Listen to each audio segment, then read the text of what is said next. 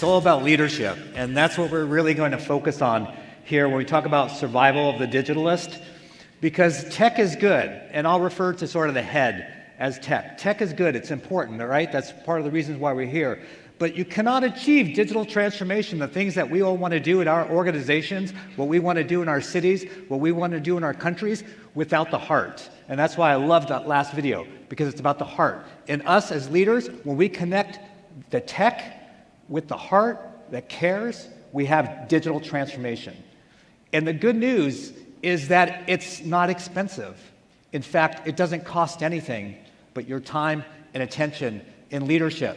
So I'm going to cover 9 things that you can do when you go back to your organization, back to your cities, back to your countries, to ensure digital transformation and have the type of outcomes that were just described by Gareth. So I want to take you back 5 years, 2018.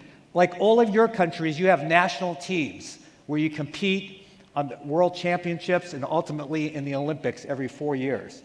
I'm part of Team USA. And my specialty is triathlon and duathlon. And so each year, we have to race in the national championships in order to re-qualify for our teams.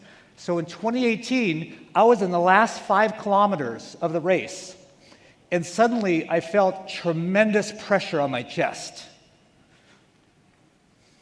I said to myself, I can't be having a heart attack. I'm healthy. I go to the Cleveland Clinic. I just have tests done. My tests are all normal. So it can't be a heart attack, but what is it? And I started to slow down a little bit, and I reasoned to myself, if I stop, I might die. If I stop, I may not make the team. If I stop, what if there is a heart attack and I have to worry about door-to-balloon time? How quickly, the whole city was shut down for the race. How quickly could the ambulance and medical attention get to me? I knew they were at the end, 5 kilometers away. So I decided to keep running. Now, it is going to come back to tech. So I'm just showing you a little bit of the tech, but I'll come back to that. Anyways, you can see me crossing the finish line, but ultimately I went to the medical tent, and they were trying to diagnose me, and they couldn't figure out what was wrong, but I had this heavy pressure on my chest. And so, with the technology I just showed you a picture of, that I was responsible for, we hooked it up to the doctor's iPhone. It's a little credit card sized thing. I'm sure you've seen it or maybe have one. You put your fingers on it and it does an EKG. And so we sent that via the cloud to the local hospital, and they said, Widowmaker. I had a Widowmaker, an LAD, the worst heart attack. 90%, 95% of those who have a Widowmaker die instantly. They have one last breath. But I was lucky to be alive. And I made it to the hospital. And I got to sleep with my wife. So I usually say my doctor, because she was my doctor. So the challenge was for me as a patient is I made the team. And in 90 days was the World Championships in Denmark. And I told my physician, so I went back to where I came from, to Cleveland. So I was far away. I was 1,000 miles away. A couple of days later, I was able to travel. Went back to Cleveland. I told my physician, I said, physician, I made the team. In 90 days, I represent Team USA in the World Championships in Denmark. And he laughed at me. He said, you'll be lucky if you can walk, a kilometer in 10 minutes, let alone run and bike and swim. And I said, no, it is very important to me. So leveraging technology, I showed you some of the pictures, leveraging technology and technology with care. 90 days later, sorry, going the wrong direction here. 90 days later, I crossed the finish line at the World Championships. And the reason, I give credit to you and our clinicians. And the reason that I not only lived, but was completely healed and able to perform at a world-class level 90 days later was because of the technology that you and I are responsible for. If we didn't have, let me go back to that picture. And now this doesn't show the cloud. The cloud is very important because when I came to the hospital, I was put in an ambulance, I came to the hospital, on video were my clinicians 1,000 miles away. They were looking at my images thousands of miles away. They had shared via the cloud. So they had interoperability. They had integration with the electronic health record. They had continuum of care. They had Bluetooth-capable devices. They had wireless devices. They had patches. They had everything working for my watch. And so they monitored me on a daily basis and adjusted my medications accordingly. But my point here is that the reason we have this is because of you and because of me. And so it's our responsibility that we take this tech, again, here, but now we need to add it here. The tech that cares enables transformation like this, not just for me, but for your patients, for their families, for your cities, for your communities, for your countries. And again, I'm going to give you 9 ways that you can ensure this happens in your organization, no matter what your technology. Oh yeah, the next year, the national championships were in the same location. And so I was able to go to the medical tent, and these were the clinicians that saved my life. And so we had a very tearful reunion and celebration. So there's 9 things, and I'm going to have 3 on each slide, so I only have 3 slides. So the first one I want to talk about is being embedded in the business. Spend as little time as you can with your technology counterparts and your leaders, and spend it with the business. How do you do this? Again, none of this costs money. For me, I spent 1 day a week in the OR. I'm not a physician. I'm not clinically trained, but they could train me to do something in the OR where I can serve the clinicians and I could serve patients. You can do the same. So maybe it's not the OR, maybe it's some other part of your healthcare system or part of your hospital, but you can do the same. And I challenge you again, you have to connect for yourself and then for others. The head, the knowledge, the tech, to the heart. And the way you get it is you spend time with patients. The way you get it is you spend time with clinicians. Some of you are clinicians already. And then I challenge you to go the other way, spend even deeper time with tech. So this is one way that you can do it. Another way is volunteering. So maybe you can't work in the OR, or you can't possibly work in a physician practice, but maybe you can volunteer. I volunteer as well. I spend an hour every week volunteering in the outpatient cancer treatment center. The people there are so lonely. Not everyone has family. So my job was to bring them coffee, was to bring them water, was to bring them blankets, was to bring them pillows. And it reminded me every week that it wasn't about the tech. It was about the care, like that video.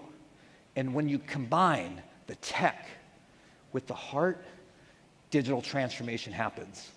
If you just have tech, it's good, it's important, we all know that. But if you combine it with the care, transformation. Another thing is cross-pollination. How do you work with your clinical counterparts or your business counterparts? So this is what we do. It's free. Everything I'm teaching you is free. There's no excuses not to do it, because it's up to you and I to make digital transformation happen, to save people's lives, to improve the quality of their life. So this is what we do. 1 day a year. It doesn't sound like much, but you add it up year over year. 1 day a year, everyone spends an entire day with a clinician. And they get to choose. So if they want to go to surgery, they can go to surgery. If they want to go to lab, they can go to lab. It doesn't matter. It's their choice. And of course, the hospital leadership, they love it. They love that you care so much that you will take a day in a year to spend time with them and walk in their shoes, understand how things work, see the workflow in action. So let me tell you how it transforms your organization. I could give you so many stories. We're limited to time. I wish I had more time, because I have so many stories to convince you of how powerful this is. But I'll tell you one. My assistant for 8 years, her name's Dee Dee.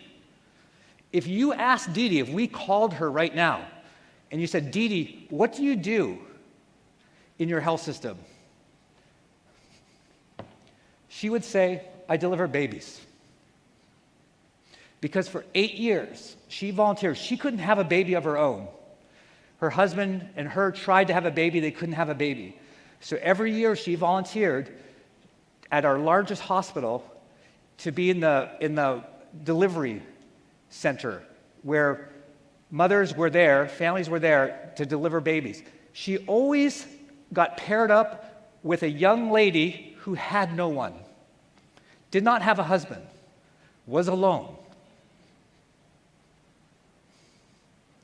Many times they did C-sections or natural birth. She got to hold her hand. She got to be that person's connection to care.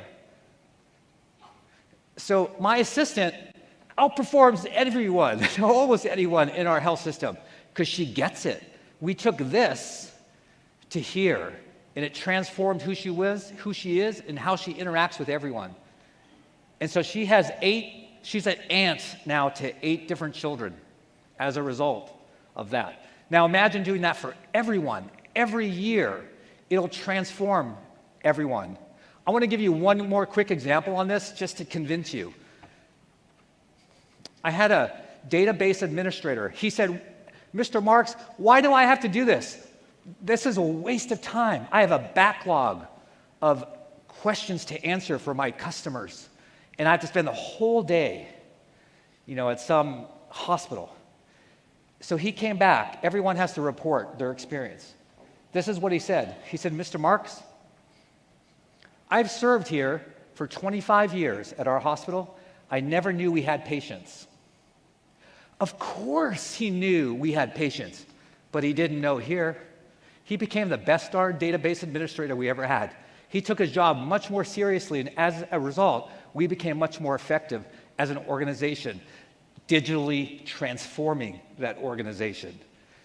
Shared performance objectives. I'm going to move on. You can get the picture if I can figure out the forward button.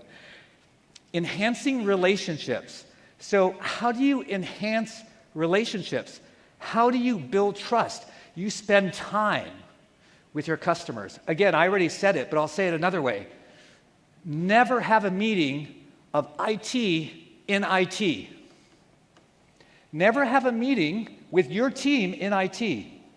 Always have your meetings in the customer locations. So for us, we had many, many hospitals, as you heard Gareth describe. So every week in our team meetings, we met at a different hospital. And when we were there, we worked with the leadership of that hospital. We invited them to our meeting. And we asked them, how can we serve you better? Can you give us a tour of your facility? And then when we weren't at one of the 22 hospitals, we did the same with other corporate functions and other institutes, other divisions of the healthcare system. So everyone knew IT, and we knew them.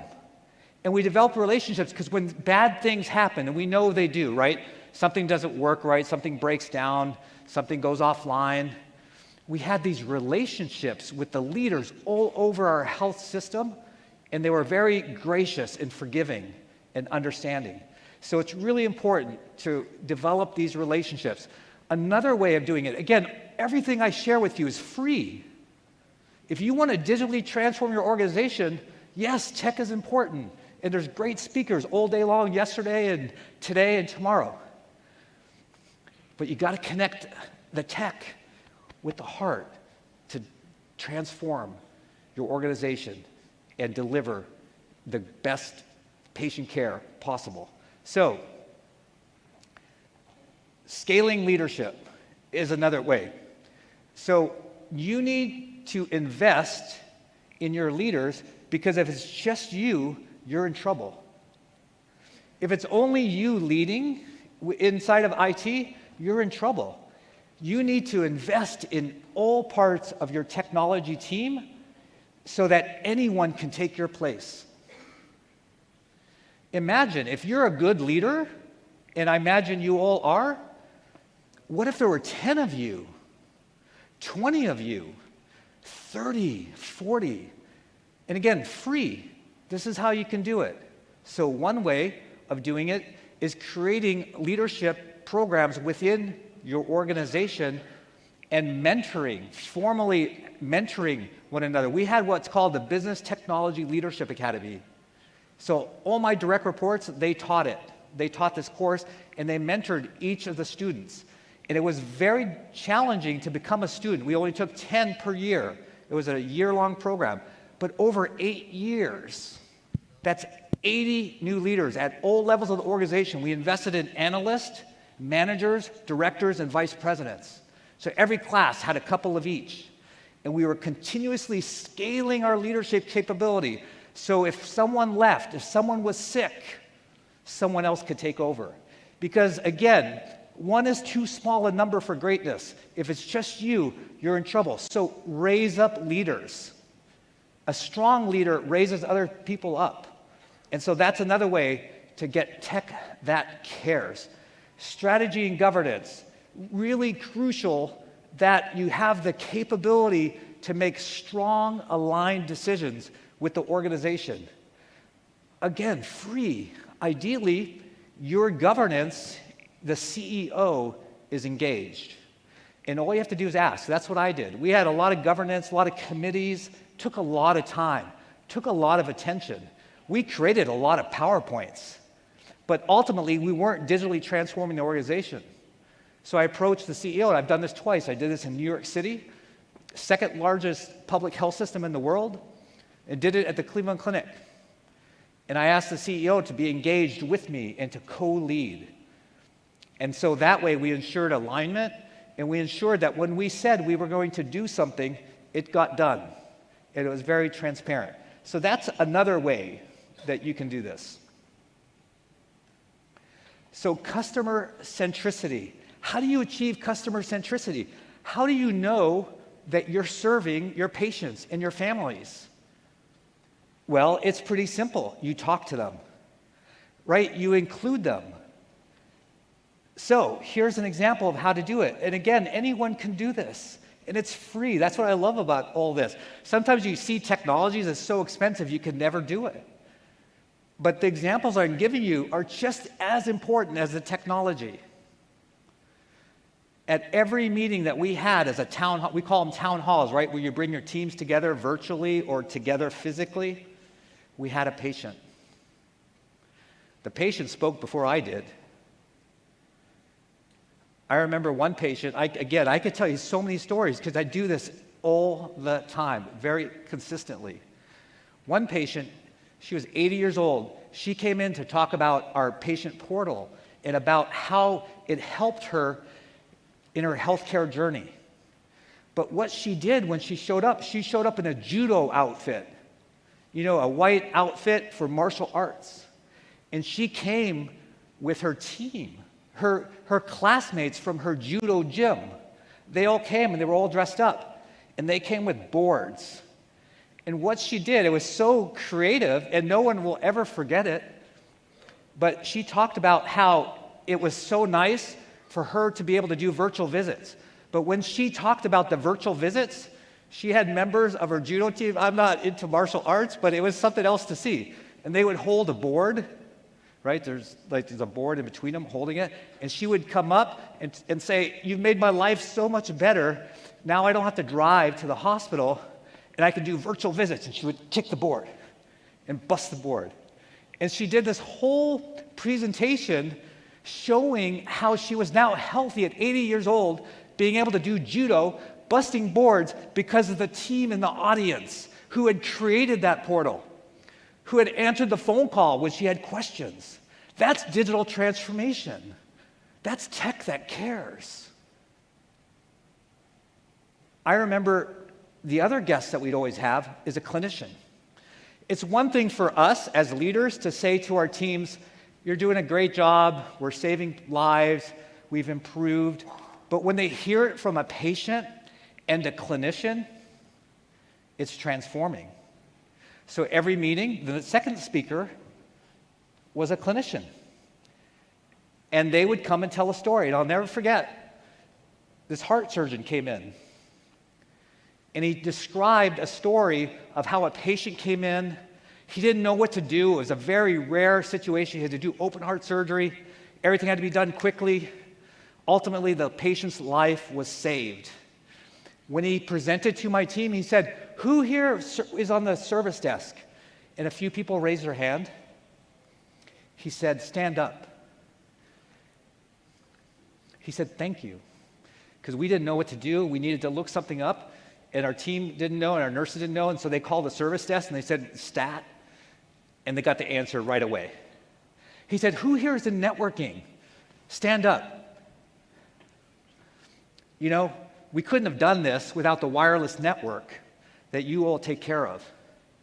Who here is on the applications team, on the EMR team? Stand up. At the end of his presentation, everyone was standing. Do you know what that means to your team, to have a clinician or a patient come in and say, thank you? What you do is important. Your work is important. All that tech is great, but the way that you deliver it with heart transforms. It's powerful. It's free. You can do this. Transparency and authenticity. Be honest. Be transparent. We have to do that, right? Our clinical teams, they get up, our chief quality officers, our chief medical officers, they get up and they show data. And they say, oh, we had these serious adverse effects. We had these medication errors. But in IT, do we do the same thing? I don't know. Where I've been, not very often. We usually hide. But everyone knows. Everyone knows the IT, if it's not good, that it's not good.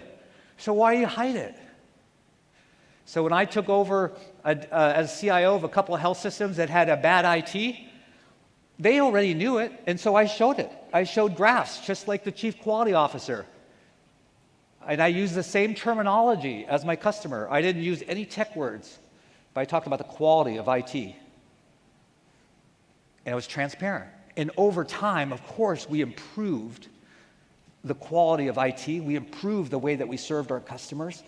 But we built trust because we were honest. We were transparent. So we had a website. We had an internal website where you could look at any time, real time. You could see all the metrics, whether it was a project metric, whether it was a service request, whether it was uptime for a network, everything online, transparent. Agile, ITSM, is IT service management. It's sort of a best practice globally across industries for how to operate IT. But I'll tell you one thing. So Agile is definitely the way to go. But I'll tell you one story. And again, this is all free. There's no reason that you or I can't take these back. The tech that cares and transform your organizations. So huddles. So we started a practice of daily huddles. Our whole organization practiced daily huddles. And so we always knew the status of IT or the status of the entire organization. So we had multiple layers of huddles, right? The first one started at 7 a.m. when the nurse shift would change. So there's a nurse huddle. And a half hour later, maybe an hour later, there was sort of within a division of a hospital huddle, and then a hospital leadership huddle. See how it kind of works up? At 11 a.m. every day, at our global healthcare organization, so we could do it globally. If you don't belong to a global organization, it's a local one, you can definitely do it, because we did it globally. But we knew how the system was operating, and we looked at 15 key metrics. Now, one of the metrics was how many people died, right? Unfortunately, not all the stories have happy endings, and people die in our facilities. And if it's a big facility, there's a lot of people. And they would report these numbers. They'd say, 15 people died. And I was like, no. No, we didn't have 15 people. We had people with names who had families. So every day at the Cleveland Clinic at 11 a.m., if you were to listen in or go into the system and listen to one of these meetings, at the end of the meeting, there's silence. And while it's important, all the metrics certainly are important, how we operate the business, they read every name out loud. And we give honor to those individuals. It's transformative. It's taken the tech to do all those huddles, to make them happen, to make that data available real time, but you add the heart, you add the human element, you digitally transformed your organization. So that's how you do it. Free.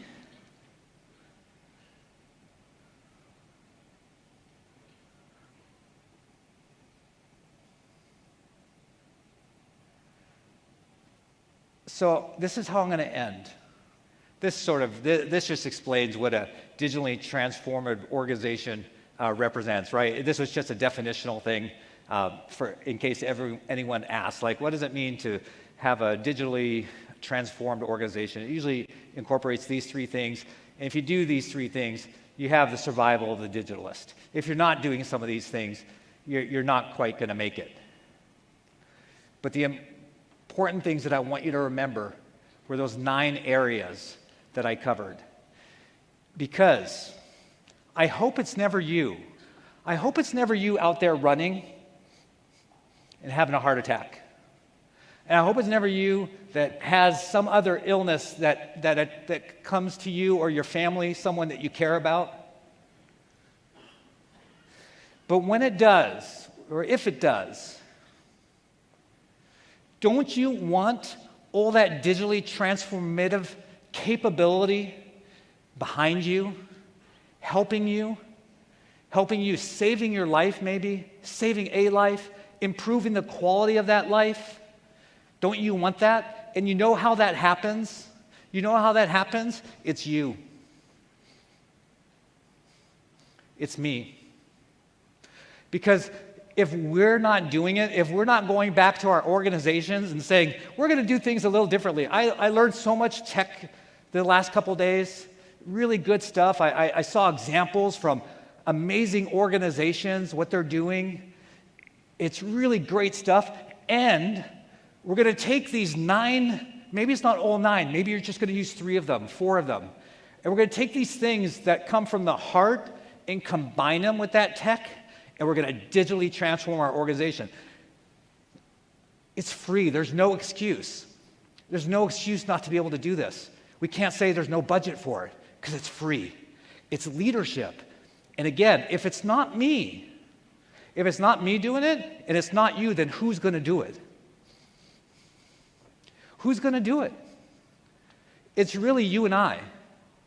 So if we want tech that cares, if we want to have survival of the digitalist, if we want to transform healthcare in our hospitals, in our communities, in our cities, in our countries, it's you and me.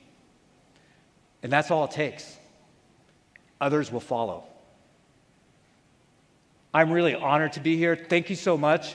If you ever have any questions or anything, I'm here for the rest of the day as well as tomorrow. Happy to connect with you. I have time for one question, and then we'll rock to the next speaker. Does anyone have a question?